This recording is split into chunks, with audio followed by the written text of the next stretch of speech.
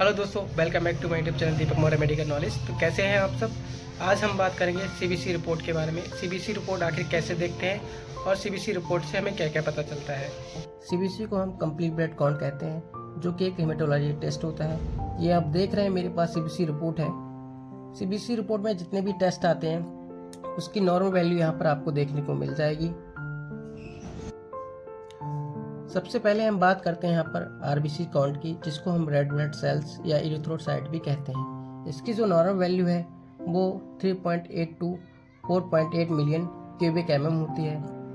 अगर यहाँ पर आरबीसी का काउंट बढ़ जाता है तो उसको हम पॉलीसाइथीमिया कहते हैं, अगर कम होता है तो उसको हम एनीमिया कहते हैं। अब आता है हमारा हीमोग्लोबिन, जिसको हम एचबी कहते हैं। एचबी जो मेल फीमेल होते हैं उसकी वैल्यू में काफ़ी वेरिएशन देखने को मिलता है हमें, और यहाँ पर जो वैल्यू दी गई है वो 12 से 15 ग्राम डेसीलीटर है।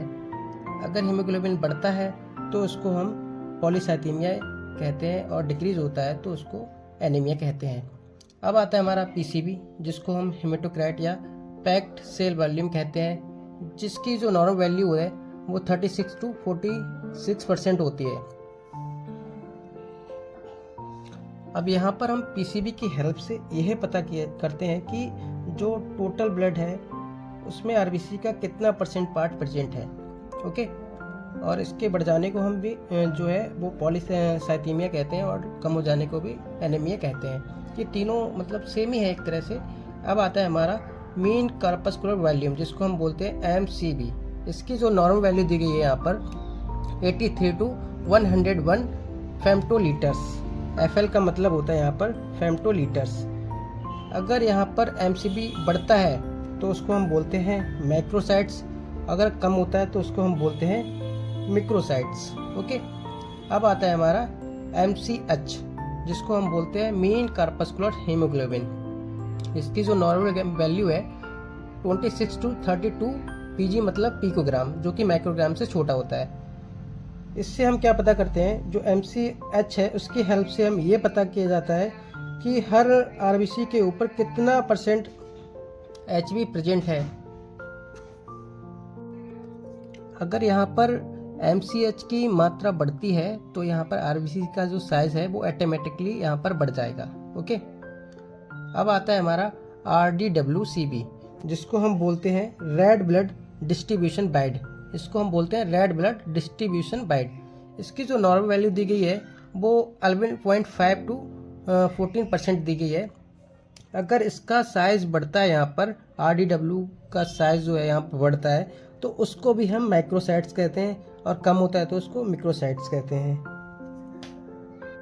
और जो आरडीडब्ल्यू है इसकी हेल्प से ये पता किया जाता है कि जो आरबीसी है और उसका जो साइज है एंड यूनिट है उसमें कितना वेरिएशंस है। और आरडीडब्ल्यू के बढ़ जाने पर जो आरबीसी का जो साइज है और इसकी संख्या है उसमें काफ़ी एक्सचेंज देखने को मिल जाता है हमें। अब हम बात करते हैं प्लेटलेट काउंट की, जिसको हम बोलते हैं थ्रोम्बोसाइट्स।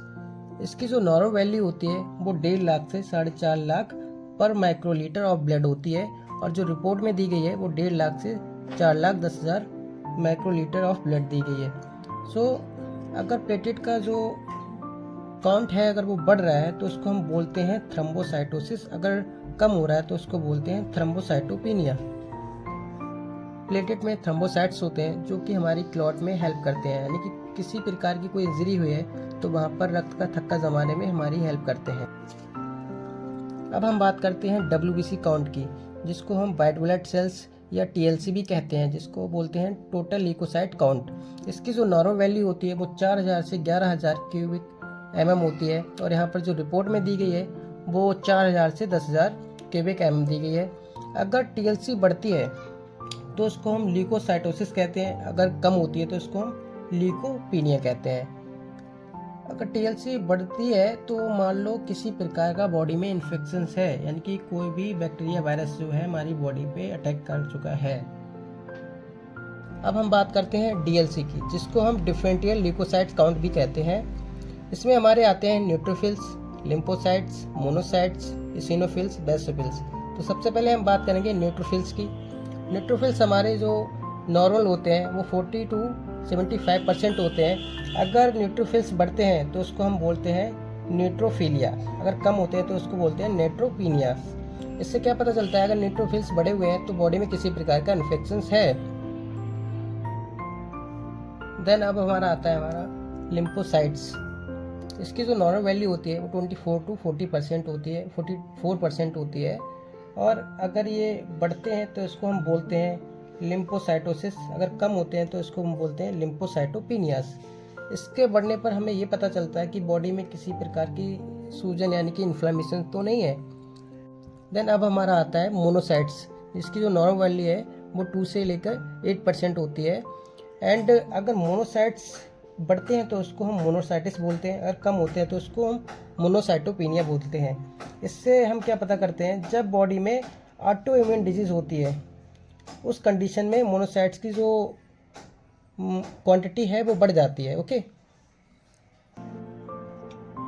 अब आता है हमारा इसिनोफिल्स। इसकी जो नॉर्मल वैल्यू है वो 1 to 6% दी गई है। अगर जो इसिनोफिल्स हैं वो बढ़ रहे हैं तो बॉडी में एलर्जी या अस्थमा जैसी कोई प्रॉब्लम हो सकती है। और इसमें जो हमारे जो इसिनोफिल्स हैं वो बढ़े हुए पाए जाते हैं। अगर इसिनोफिल्स बढ़े हुए हैं तो उसको हम इसिनोफिलिया बोलते हैं, अगर कम है तो उसको हम इसिनोपिनिया बोलते हैं। ओके, अब आता है हमारा बेसोफिल्स। बेसोफिल्स की जो नॉर्मल वैल्यू दी गई है यहाँ पर 0 to 1% दी गई है। और बेसोफिल्स बढ़ते हैं तो उसको हम बेसोफिलिया बोलते हैं, कम होते हैं तो उसको हम बेसोपिनिया बोलते हैं। इसमें भी सेम है, इसमें भी हम एलर्जिक अस्थमा जैसी जो प्रॉब्लम है में जब बेसोफिल्स बढ़े हुए होते हैं तब देखने को मिलती हैं। ओके, और ये बहुत छोटी सेल्स होती हैं और इनमें सबसे ज़्यादा जो पाई जाती हैं हमारी बॉडी में न्यूट्रोफिल्स पाए जाते हैं 40 to 75%। ओके, तो ये हमारी सीबीसी की रिपोर्ट है। तो यहाँ पर ये आप देख सकते हैं जो neutrophils, lymphocyte, monocyte, eosinophils, basophils हैं, ये बहुत ही स्मॉलेस्ट सेल्स होती हैं, इन्हें माइक्रोस्कोप द्वारा ही सीन किया जा सकता है